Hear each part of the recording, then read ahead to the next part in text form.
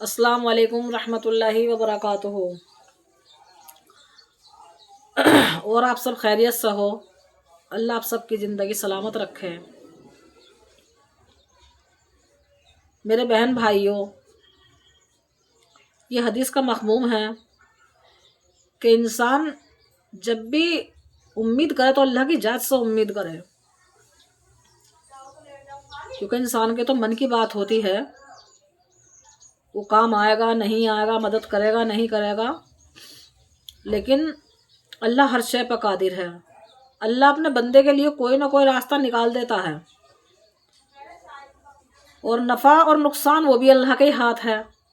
मैंने अपनी ज़िंदगी का तजर्बा यही करा है कि नफ़ा नुकसान अल्लाह के हाथ है। जब अल्लाह के हाथ नफ़ा होता है ना, तो किसी की ताकत नहीं जो हमारे नफ़े को रोक ले। लेकिन अगर हमें नुकसान होना है ना, तो किसी की वो औकात नहीं कि जब वो हमारे नुकसान को बचा ले, वो होकर रहेगा। क्योंकि जो हमारे अल्लाह ने हमारे नसीबों में लिख दिया है वो तो हर हाल में होना है। मैंने जाने वाले वक्त में बहुत परेशानियां देखी हैं, ऐसी बात नहीं है कि मैं परेशानियां नहीं देखी, मैं मस्त रही हूँ, नहीं, हर तरह से मैंने मुसीबत भी बहुत देखी है अपनी ज़िंदगी के अंदर। लेकिन मैंने फिर भी हमेशा अपने अल्लाह पे यकीन रखा है, और आज भी मुझे अल्लाह पे ही यकीन है। मुझे किसी पे यकीन नहीं है, सिर्फ अल्लाह की ज़ात पे यकीन है। मेरे बहन भाई हैं या और भी कोई है परिवार में, मैं कितनी सोचूं कि फला इंसान मुझे नफ़ा पहुंचा दे, तो कहते हैं ना कि नफ़ा जब ही पहुंचाएंगे जब अल्लाह का हुक्म होएगा। अन्य किसी का हिसाब ऐसा नहीं कि जो कोई हमें नफ़ा पहुंचा दे। अभी एक हदीस शरीफ थी, छोटी सी, एक वाकया है, अल्लाह मेरी तौबा है, एक वाकया है कि एक फ़कीर था एक फ़कीर था, तो वो इतनी इबादत करता था अल्लाह पाक की, बहुत इबादत करता था। हम तुम तो 5 टाइम पढ़ते हैं, वो 9 टाइम पढ़ता था नमाज।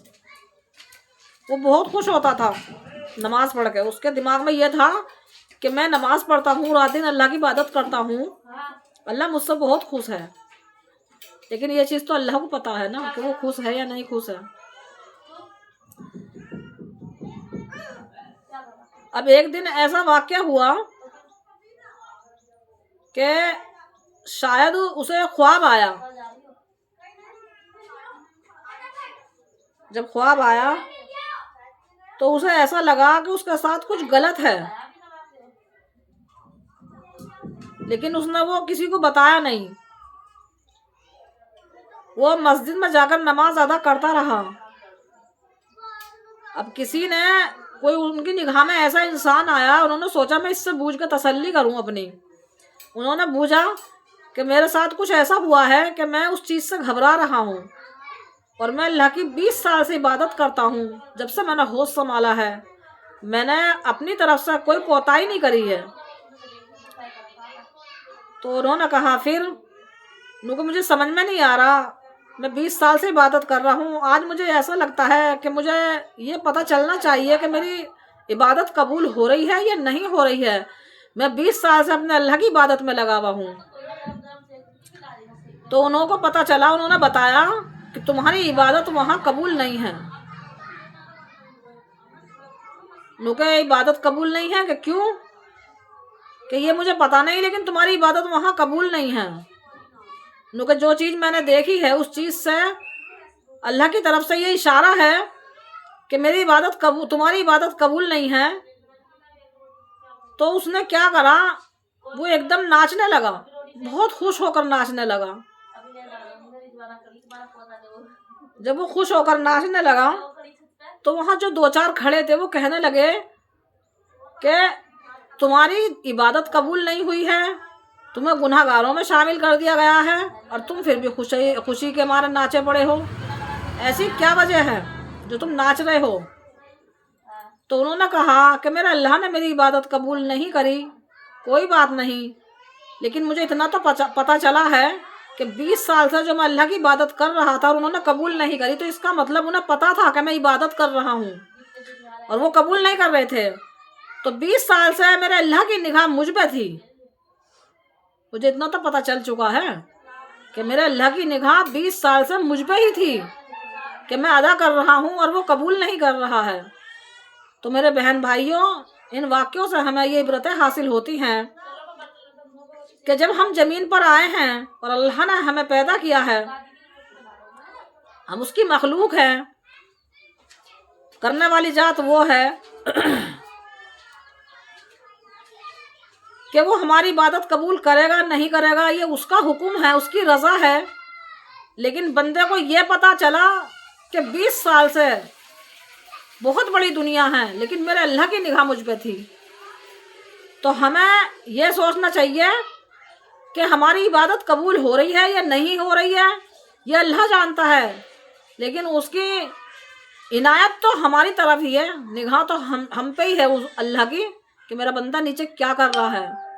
ہم کہتے ہیں اسے اتنا دیا ہے، ہم کہتے ہیں اسے اتنا دیا ہے، کیا پتا اللہ پاک نے رسی ڈھیلی چھوڑی ہے۔ جب اللہ کھینچ مارتا ہے تو پتہ بھی نہیں چلتا۔ ہم اپنی زندگی میں اتنے مبتلا ہیں کہ ہمیں یہ پتہ نہیں چلتا ہمیں کیا کرنا ہے اور کیا نہیں کرنا ہے، کیا ہمارے لیے صحیح ہے اور کیا ہمارے لیے غلط ہے۔ لیکن صحیح اور غلط صرف اللہ جانتا ہے کہ اس کے بندے کے لیے کیا صحیح ہے اور کیا غلط ہے۔ تو میرے بہن بھائیوں، میری ہمیشہ آپ سے درخواست رہی ہے کہ آپ جو بھی کرو یہ سوچ کے کرو کہ ہم اللہ کی رضا کے لیے کر رہے ہیں اور ہمیں اچھے ہی کام کرنے ہیں۔ یہ نہ سوچو پتہ نہیں قبول ہے یا نہیں ہے، لگے پڑے ہیں برائیوں پہ، نہیں، غلط۔ اپنی طرف سے ہمیشہ اپنا دامن بچاؤ گناہوں سے۔ اور یہ چھوٹی چھوٹی باتیں ہوتی ہیں نا کہ کسی مجبور کو، بھوکے کو کھانا کھلا دیا، پیاسے کو پانی پلا دیا، یا کوئی غریب ہے، محتاج ہے، مسکین ہے، یتیم ہے، ان کے ساتھ لگ جایا کرو، کیا پتہ اللہ پاک انہی میں ہماری بخشش کر دے۔ تو اپنی طرف سے کوشش ہمیں یہی کرنی ہے کہ ہمارا رب راضی ہو جائے۔ ہماری قبول ہے یا نہیں ہے یہ اللہ ہی جانتا ہے، یہ حقیقت ہے۔ ایسے ایسے واقعہ ہیں، ایسی ایسی عبرتیں ہم نے دیکھی ہیں، سنی ہیں اپنی عمر میں کہ پوری زندگی عبادت میں گزر گئی لیکن اللہ نے قبول ہی نہیں کری، کیونکہ وہاں پڑوس کا حق ادا کرنا بتلا دیا کہ پڑوس کا حق ادا نہیں کرا۔ بتاؤ، ایک چھوٹی سی بات ہے کہ پڑوس کا حق ادا نہیں کرا۔ حق ادا کسے کہتے ہیں؟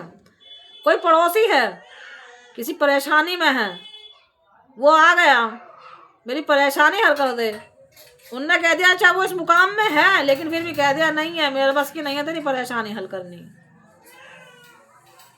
بہت سا ایسا ہوتا ہے، بہت بیچارے ایسے ایسے گھر ہیں گے کہ بعض وقت چھوٹے معصوم بچے ہوتے ہیں، گھر میں سبزی کا سادھن نہیں ہوتا، تو پڑوسی سوچتا ہے کہ لے تھوڑا سا برابر والے سے ایک کٹوری سالن لے لوں۔